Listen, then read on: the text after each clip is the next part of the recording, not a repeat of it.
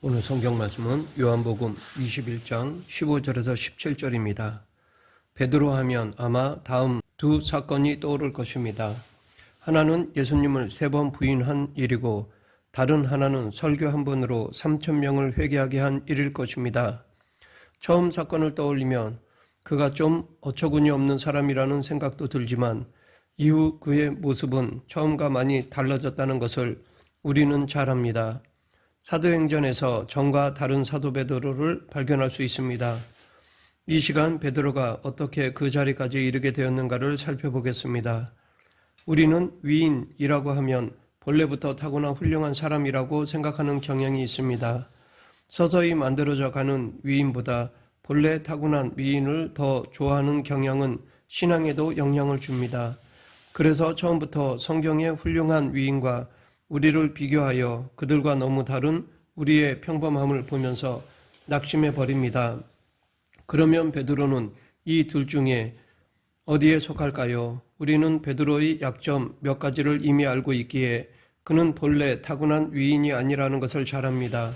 그러면 평범한 베드로가 어떻게 훌륭한 예수님의 수제자로서의 대사도가 되었을까요? 누가복음 22장 31절부터 34절에서 예수님은 베드로를 향해 너는 돌이킨 후에 내 형제를 굳게 하라 라고 말씀하셨습니다. 이 말씀을 보면 예수님은 베드로가 돌이킬 것도 그리고 돌이켜야 할 잘못을 저지를 것도 미리 알고 계셨던 것입니다. 그가 저지를 잘못이란 예수님을 3번 부인하는 것이었습니다. 그러면 예수님은 베드로가 당신을 부인할 것을 알고 계셨으면서도 왜 그가 예수님을 부인하지 않도록 미리 막아주시지 않았을까요?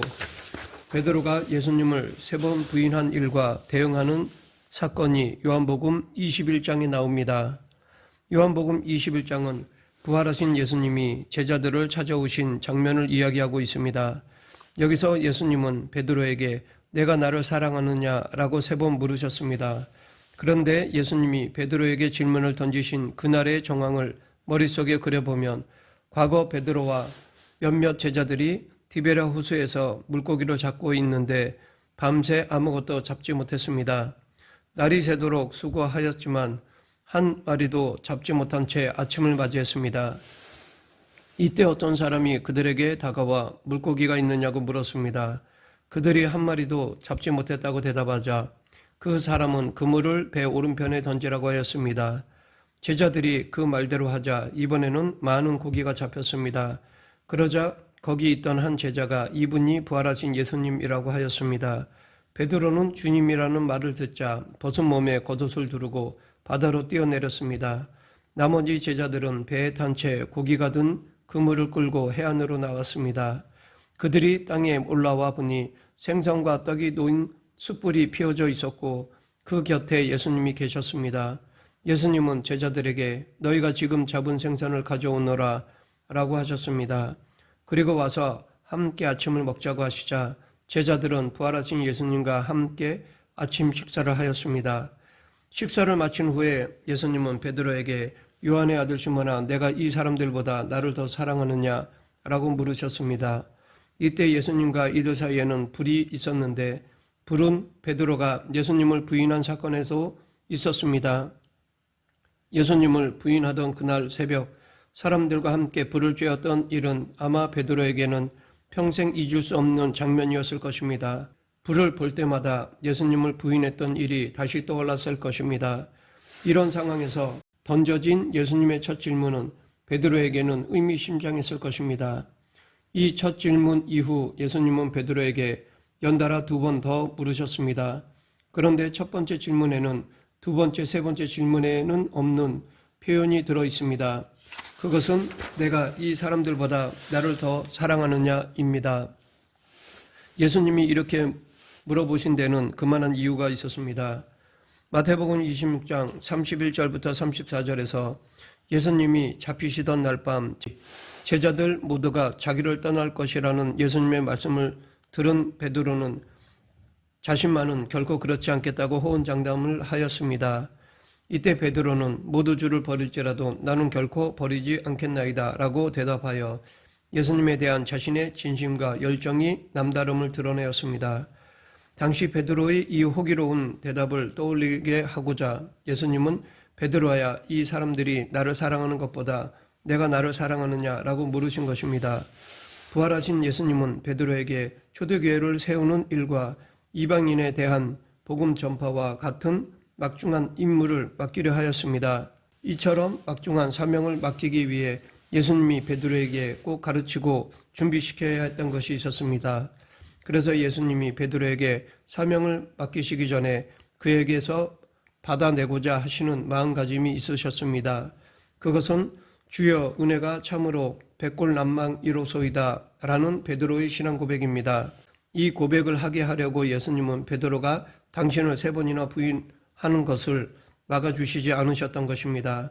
우리가 베드로였다면 이 요한의 아들 시몬아, 내가 이 사람들보다 나를 더 사랑하느냐 라는 질문에 뭐라고 대답하시겠습니까? 아마 아무 말도 하지 못했을 것입니다. 이런 상황에서 어떻게 대답할 수 있겠습니까? 아마 베드로도 이 순간만큼은 밑을 누르셨을 것입니다. 더욱이 그것도 하필 새벽 시간이었으며 모닥불에 닭까지 우러댔을 것이기에 더더욱 힘들었을 것입니다. 그런데 베드로의 대답이 의외입니다. 주님, 그러하나이다. 내가 주님을 사랑하는 줄 주께서 아시나이다. 우리는 이 베드로의 대답 끝에 붙어 나온 말을 주의해 보아야 할 것입니다. 주께서 아시나이다. 이 말은 무슨 뜻일까요?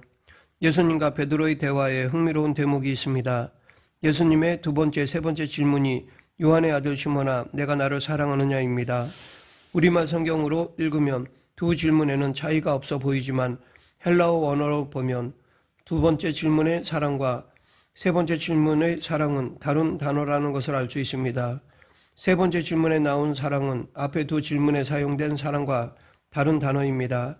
예수님이 이렇게 다르게 물으신 이유는 무엇일까요?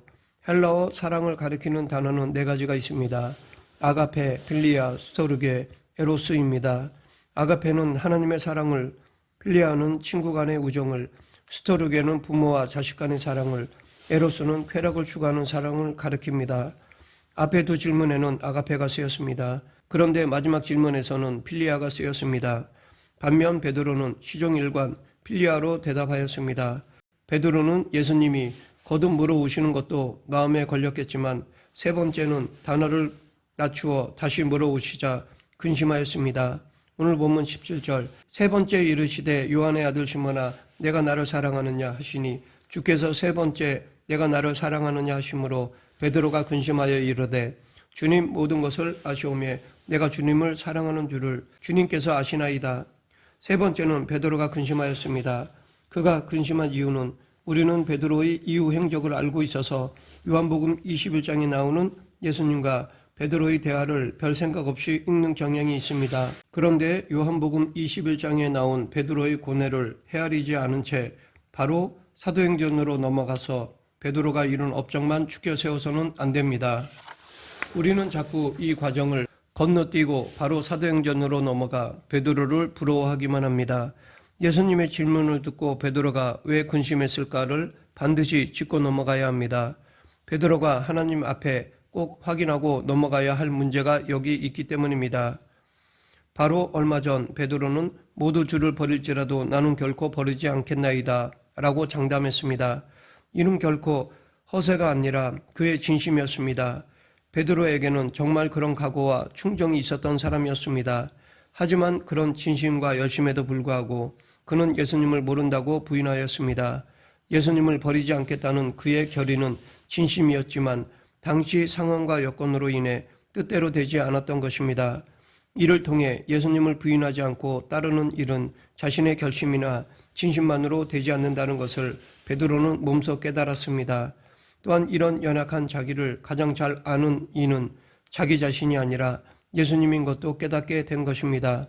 즉 이제서야 베드로는 전에 예수님이 내가 너를 위하여 내 믿음이 떨어지지 않기를 기도하였노니 너는 돌이킨 후에 내 형제를 굳게 하라 라고 하신 말씀의 뜻을 이해할 수 있게 되었습니다. 그래서 베드로는 근심되지 않을 수 없었던 것입니다. 그리고 베드로는 이제 자기가 할 일은 최선을 다하는 것밖에는 없다고 생각하였습니다. 내가 최선을 다하면 반드시 이루어진다라는 생각과 내가 최선을 다하지만 최선을 다한다고 해서 반드시 이루어지는 것은 아니다 라는 생각은 다른 말입니다.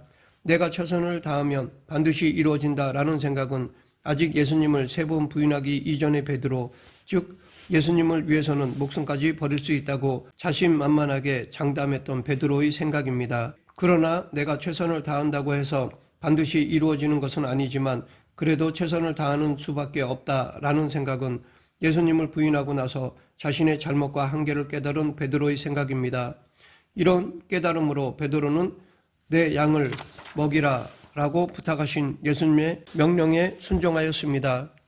만일 베드로가 순종하지 않고 어차피 최선을 다해도 되지 않을 것이라면 열심히 할 필요가 뭐가 있나 라고 좌절했다면 그는 하나님이 자기에게 맡기신 사명을 감당하지 못했을 것입니다.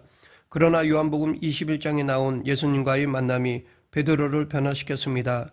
베드로의 모든 것, 곧 그의 연약함마저 알고 계셨던 예수님이 자신을 쓰시려 하는 마음을 알고 그는 순종하지 않을 수 없었을 것입니다. 자신의 연약함을 알면서도 자기에게 양을 맡기신 예수님의 마음을 안 베드로는 이 예수님과의 만남으로 변화되었습니다. 이렇게 변화된 베드로는 최선을 다해 예수님이 맡기신 일을 해 나갔습니다. 하나님이 베드로에게 요구하신 것은 지금 서 있는 자리에서 최선을 다하라 라는 것입니다. 즉 너는 너희 최선을 다하라. 내가 최선을 다한다고 해서 그것으로 일의 결과가 결정되지는 않지만 너희 최선을 통하여 내가 일할 것이다 입니다. 사도행전에 나타난 베드로가 이룬 사역이 중요한 이유는 그가 본래 담대하고 훌륭한 위인이라서 남다른 업적을 이루었다는 데 있지 않고 오히려 하나님이 흠 많고 연약한 베드로를 사용하셔서 당신의 일을 하셨다는 데 있습니다. 이 일을 위해 하나님은 베드로가 자기 자신이 누구이며 어떤 존재인지에 대해 철저하게 깨닫는 훈련을 하게 하셨던 것입니다. 말씀을 맺겠습니다. 베드로의 모습을 보면 그래도 우리에게 희망이 있는 것 같습니다. 하나님은 우리를 철저히 훈련하십니다. 우리가 변할 때까지 훈련시키십니다. 이 하나님의 고집을 안다면 우리의 진심과 연약함을 알면서도 우리에게 당신의 양을 맡기시는 하나님의 마음을 안다면 이제 주저하지 말고 하나님 앞에 담대히 나가야 합니다. 우리 모두 각자 맡겨진 자리에서 최선을 다해 예수님을 사랑하는 자가 되길 간절히 축원합니다. 기도하겠습니다. 사랑과 은혜가 풍성하신 하나님 아버지, 저희들은 연약하고 부족하지만 하나님께서 저희를 사용하여 주시고 저희를 통해 당신의 뜻을 이루어 주시옵소서. 예수님 이름으로 기도드립니다. 아멘.